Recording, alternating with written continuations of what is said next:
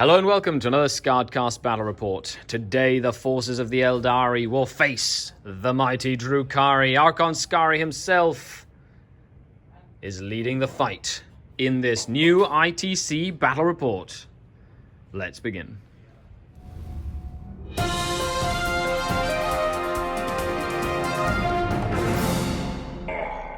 The Dark King. I'm here with Cody and Hanjo at the Hooded Goblin. Hello. Make sure you check out the Hooded Goblin, one of the sponsors to the channel. Link in the description, as well as a cool discount for Patreons. Okay, so it is mission 5 of the new ITC. I have won the roll-off to be the attacker. I would decide to be the attacker, even though I like being the defender, because to switch it up, Hanjo and I played a second game on his German YouTube channel. So make sure you check the link down below to that battle report where we already played. So this is essentially like the rematch, and he went first in that game. I'm going first in this game, and we're playing mission 5 in this match. And yeah, let's take a look at the armies and get started. And here we have 2,000 points of Drukhari. This is my GT list, which I usually take to big events. So let's see what I have it in case you don't know already. It is a 3-detachment army. So the 1st Battalion, Cabal of the Blackheart. Archon Skari himself with a Venom Blade and a Splinter Pistol. His secondary Archon with a Blast Pistol and a Husk Blade. 3 units of 5 Cabalite Warriors with Blasters, as well as 6 Venoms with a Twin Link Rifle and Splinter Cannon. To round it off, 2 Void Raven Bombers with Lances and Missiles as well. They're some of my favorite models to paint. Then we have a Battalion Detachment of Custom Witch Cult. Drazar, the Master of Blades himself. In this case, the second one. A Succubus with a Shardnet and Impaler.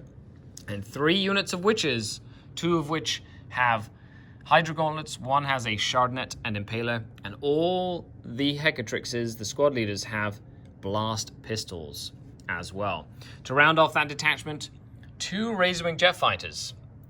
Their traits, their obsessions, are Test of Skill and Berserk Fugue, which means they get +1 to wound vehicles and monsters with 10 or more wounds, and when they are charged, or heroically intervene, 6s to hit are 2 hits, which is pretty cool. Last but not least, one of the more interesting detachments in the army is a Vanguard Detachment of Prophets of Flesh, led by a Homunculus with my free relic, the Vexator Mask, and a Hex Rifle. 3 units of 5 Mandrakes and 10 Racks with an Ossifactor. And that is 2,000 points on the nose. So usually what I do pre-game, I spend 1 command point to use the Alliance of Agony, which will allow the Succubus to take an additional Warlord trait, will allow the Homunculus to give me an extra D3 command points, and he gets a Warlord trait, usually that one, and he gets a free reroll. And then sometimes I spend another CP for a free relic, depending on what I need. So sometimes it's the Helm of Spite, normally on him, or even the Jin Blade, if I really want him to be more of a close combat character. Awesome. And here we have 2,000 points of competitive Aeldari. Hanjo, take it away. What have you brought in today's list? Yeah, so there are 3 detachments. There's 1 battalion of Custom Craft Worlds, which is here. It's a Farseer, it's a Warlock Skyrunner, who's my Warlord. Yeah. It's 5 Rangers, 8 Storm Guardians, and 20 Guardian Defenders with 2 weapon platforms. Yep. And then 9 Shining Spears with the Exarch on Skilled Rider, so he has a 3-up invulnerable. Against shooting, yeah. Against shooting, yeah. So they're Custom Craft Worlds, and they have -1 AP on the Shuriken in 12-inch, and they ignore cover. Very cool. Then next is a Spearhead Detachment, Custom Craft Worlds. Again, here's a Spirit Seer. Yeah. They have the powers of re-rolling a hit and a wound roll, and ignoring cover as well. So there are 3 Night Spinners and 3 Fire Prisms. And last but not least, a battalion of Blackheart Dark Elder. I'm still missing the Archon, which I need to get back today. I forgot it at Forbes the other day.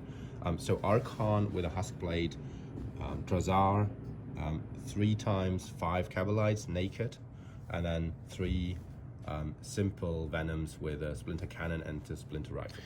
There we go. So other than the Invisible Archon of Doom, which we will have a stand-in for during the game, it is 2,000 points of Aeldari. Mission itself, there's one objective in the middle. The defender then gets to put their first objective down anywhere on the table. He decided to put his here, easily hidden. He picked this side that has a bit of a bigger line of sight blocker over there.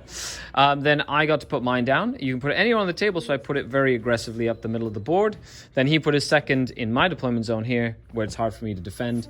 And because the bonus is holding both of the ones you placed, I decided to be very aggressive as I'm going first and put it very close to the middle of the table. Here is my deployment. I've decided to deploy, because I know I'm going first, I can be very aggressive and pointy hammer and anvil. Of course, Hanjo picked hammer and anvil, or a former hammer and anvil. Like, he rolled it and he decided not to re-roll because it gives me a lot of distance I have to cover to get to him. So I put Blaster Cabalites, Blaster Cabalites, Blaster Cabalites, Witches, and then that one I left empty. The Witches are out here. I put all the characters inside, except for my Warlord Archon, with the racks back here, Void Raven Bombers, Razorwing Jet Fighters. The reason I put the characters in there, simply when they disembark, they can disembark 3 inches out. Just gives them an extra 3-inch move, and then I can just get the Witches back into the transport and then move the Venom. So just a little bit of extra movement for my characters. You know, an extra 3 inches could come in handy later in the game. So now Hanjo's deploying. We'll come back with his deployment. And here we have the Aeldari deployment. Hanjo, take it away. Yeah, so I've tried to hide as much as I can, put the Shining Spears as aggressively as I can while still be hidden, and make sure that he cannot land his Void Ravens behind me. So basically have all the tanks up here, trying to touch as much cover as possible, just in case it gives me this odd 2-up save. And that's it. Yeah, pretty much. You're basically deploying back. You're using the space on the table to minimize my first turn, so then you can counter, which is what you need to do when you're going second. It also gives you a better chance to control the hold more, kill more, which is a big deal in the ITC format. However, you also have Rangers in Deep Strike, and you spent 1 command point to put 20 Guardians in Deep Strike as well. So with that, Hanjo, have a fantastic game. Enjoy yourself. Thank you. And with that, we move into Drukhari. Turn 1. And here we are at the end of Dark Eldar turn 1 movement. Move the planes up. The Archon Skari actually advanced. He's giving them reroll 1s to hit, which is really good. Thank you, my lords, of course. +1 attack Witches, +1 strength Witches. The racks have advanced up. All my characters have huddled in a little ball of doom, which has been super fun. And +1 toughness Witches. 1 Cabalite Warrior unit has moved up in that Venom. 2 have moved up toward behind that wall. Then both Razorwing Jet Fighters have essentially moved up as so. All of them are in range and in line of sight of this Fire Prism, if that wasn't clear enough. And and from there, we shall go to the shooting phase. End of the first turn. I was able to kill the Fire Prism. I got the name right this time, even though it took all of my planes to do so. Lightning Fast Reflex. I vected it because I needed to make sure that was dead. He didn't vect my vect, which is smart because if not, he would have been spending 6 command points on the first turn, and that would have been pretty hefty. And then, so finally the last Razorwing with Test of Skill took the last wounds off. It didn't explode, which is good. And then this Blaster, after he moved, he Fire and Faded. The Venom Fire and Faded, so then the Blaster could shoot, and the Blaster shot and took a few wounds off of that. Night Spinner, so he's down.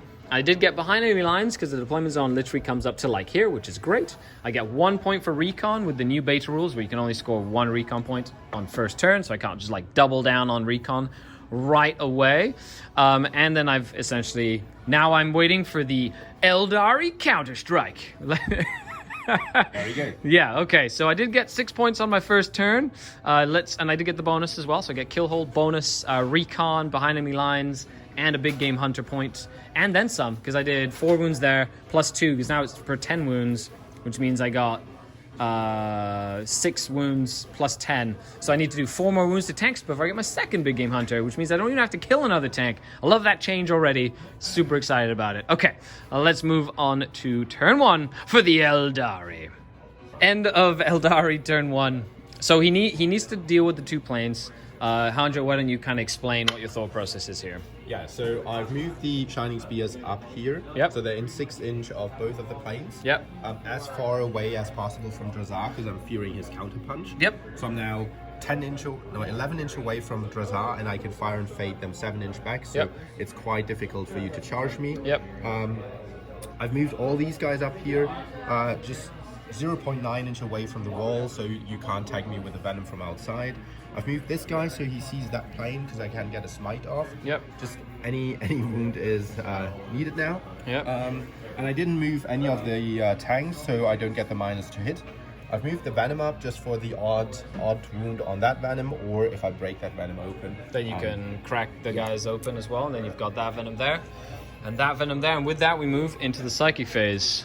Okay, Hanjo, this is the end of your first turn.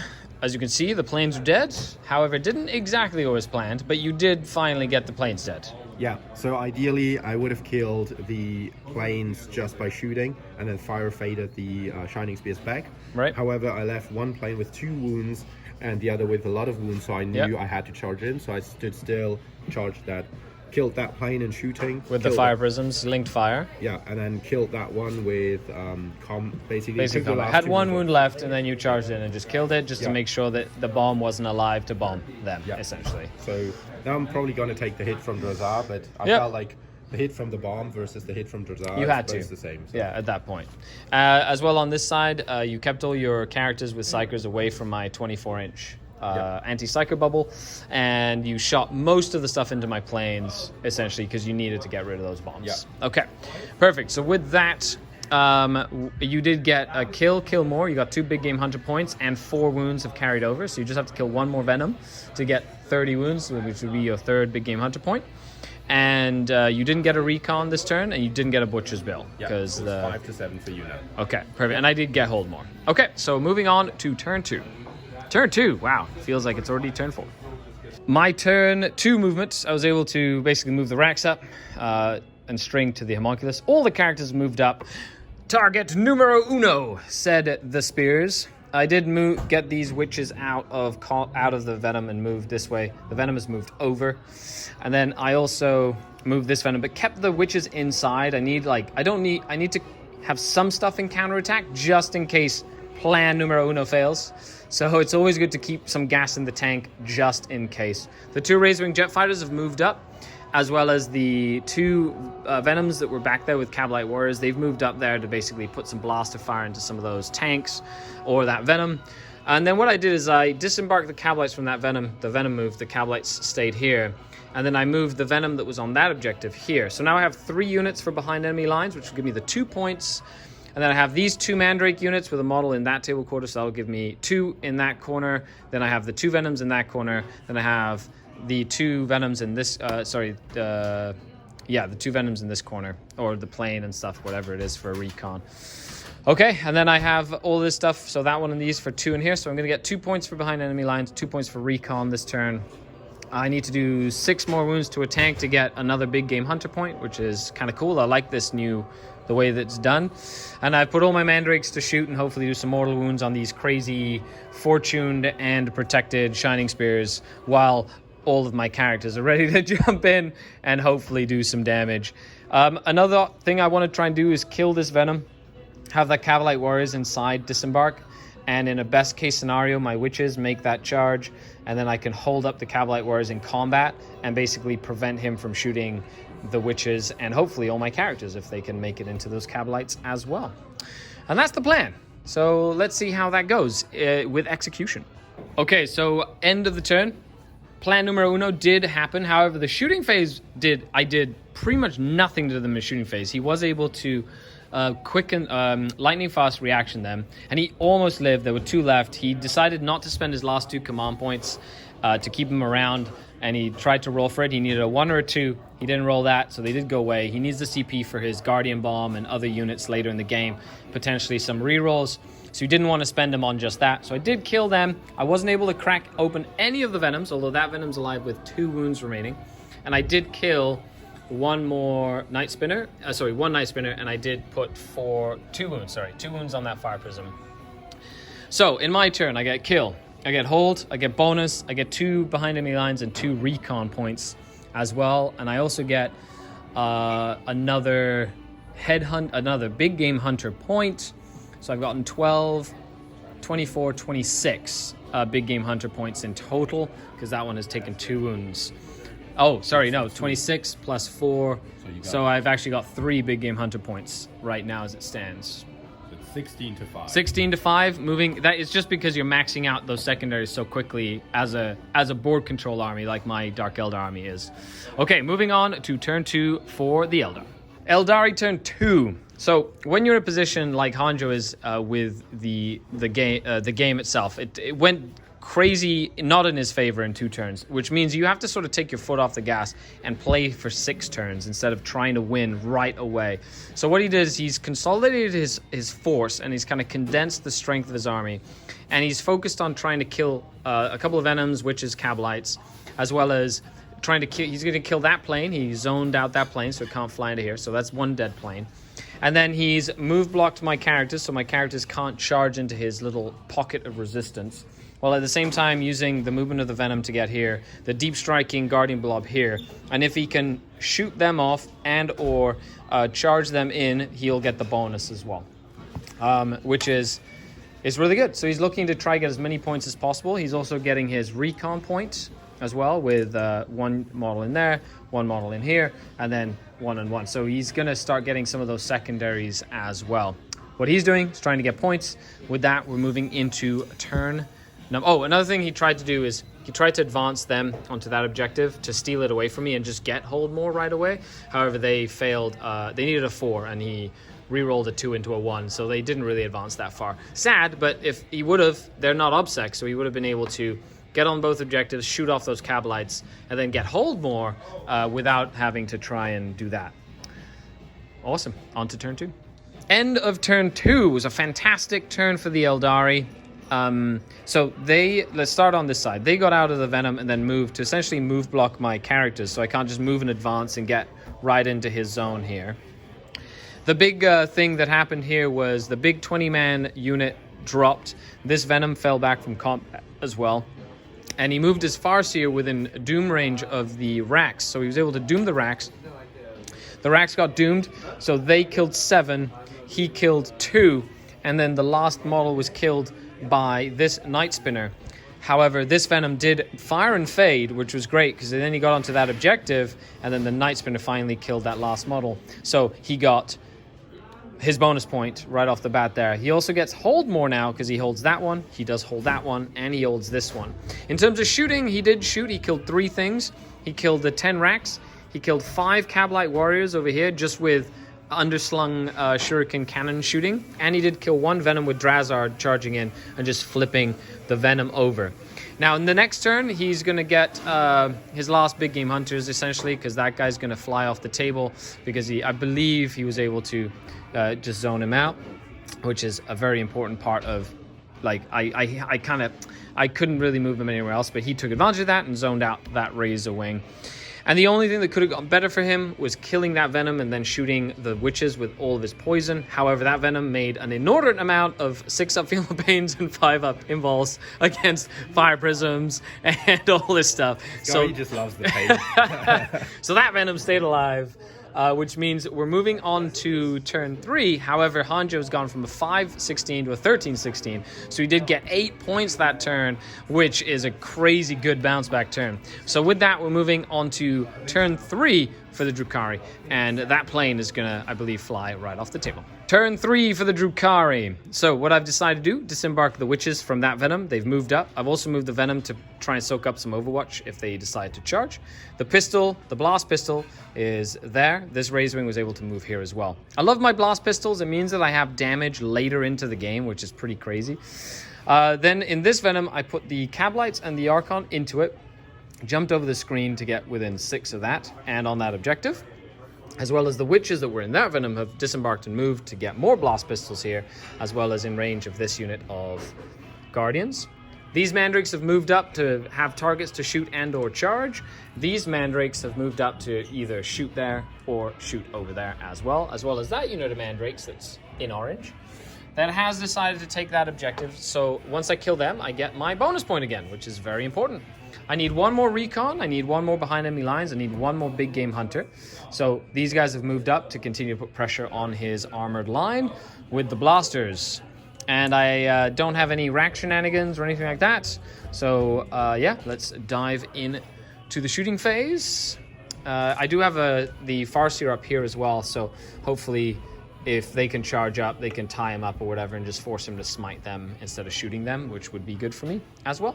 And then in combat here, my aim is to essentially charge in, kill them with Drazar, and then use my 6-inch piling and consolidation to end, like basically right in there to put a lot of pressure on the Aeldari line. End of Drukhari turn 3. So I did move the witches up as you saw. I did charge in.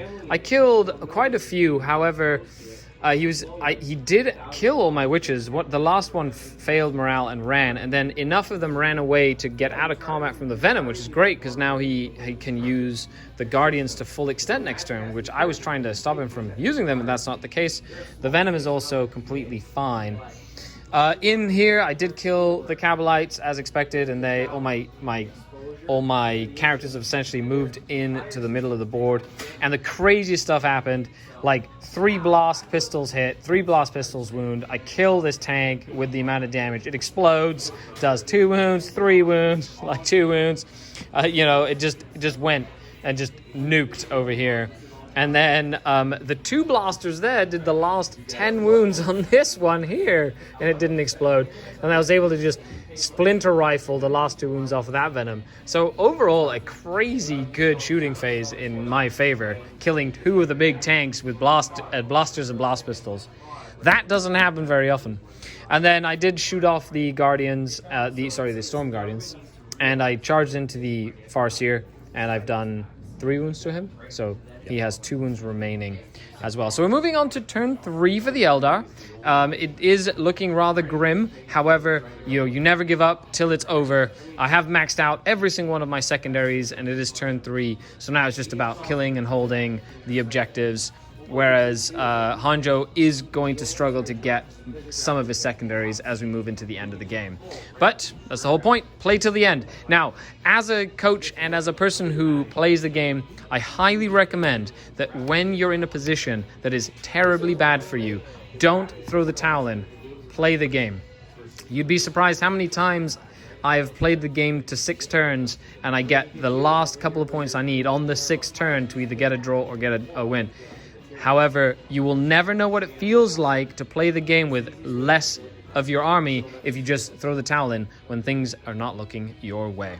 You might not win every time, but at least you create that mental strength of just playing through regardless of how good or bad the game is going in your favor or not. Okay, on to Aeldari turn 3.